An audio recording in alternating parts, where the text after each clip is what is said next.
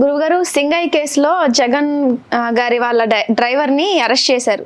అయితే దీనికి సంబంధించి జగన్ కూడా ఏమైనా అరెస్ట్ చేసే అవకాశం ఉందంటారా? మీ చిలక జ్యోతిష్యం ద్వారా మాకు ఏమైనా తెలియజేస్తారా? చూద్దామండి.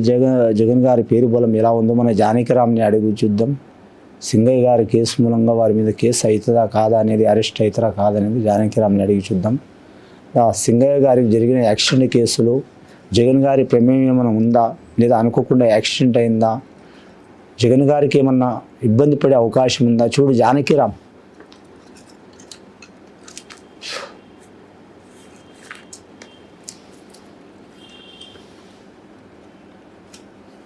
ముఖ్యంగా వైఎస్ జగన్మోహన్ రెడ్డి గారి జాతకంలో చెప్పాలంటే లక్ష్మీదేవత వచ్చిందండి, సరస్వతి దేవత వచ్చింది, విఘ్నేశ్వరుడు వచ్చిండు, సత్యనారాయణ స్వామి వచ్చిండు, సర్వశుభ దేవతలు వచ్చిరండి వారి పేరు మీద.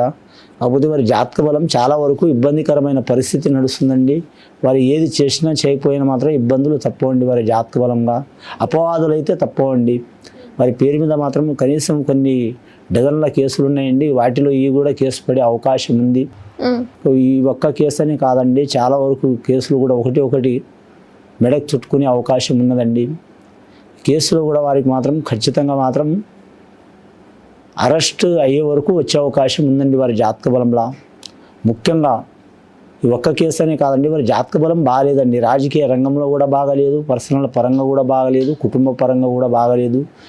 ముఖ్యంగా వారికి దగ్గర ఉన్నవారు దూరమయ్యే అవకాశం ఉంది.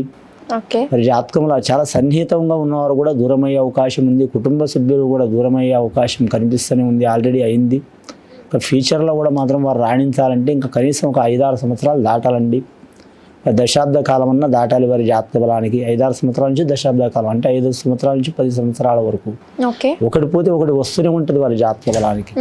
ముఖ్యంగా ఇబ్బందులు పాలయ్యే అవకాశం ఉన్నది వారి జాతక బలానికి.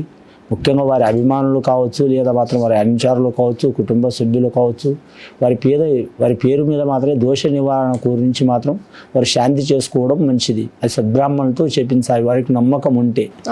లేదా మాకు నమ్మకం లేదు, మేము ఇలాగే ఉంటాం, మాకేం వచ్చినా ఏం పర్వాలేదు, ఎంత ఇబ్బంది వచ్చినా మేము తట్టుకొని నిలబడగలుగుతాం, తిరుగుతాం. ఇలాంటి కేసులు, చిక్కులు, చికాకులు, సుప్రీంకోర్టు కేసులు, హైకోర్టు కేసులు, పెద్ద కేసులు మాకు అలవాటే, ఎంతమంది నిందలు చేసినా మేము ఇలాగే ఉంటాం అని అనుకుంటే మాత్రం ఇబ్బంది పడాల్సింది తప్పదండి. జగన్మోహన్ రెడ్డి గారి జాతక బలంలా పెద్ద ముఖ్యంగా మాత్రం సప్త సముద్రాలు ఇది మాత్రం కాలువలో పడాల్సిన రాత కూడా వస్తుందండి. పెద్ద కేసుల నుంచే వారు మాత్రం వారి అదృష్టమో లేకుంటే వారి జాతక బలమో మాత్రం చాలా వరకు మాత్రం రిలీఫ్ అయింది. కానీ చిన్న కేసులు కూడా వారికి మెడకు చుట్టుకునే అవకాశం ఉందండి. ఓకే గురువు గారు, ధన్యవాదాలు.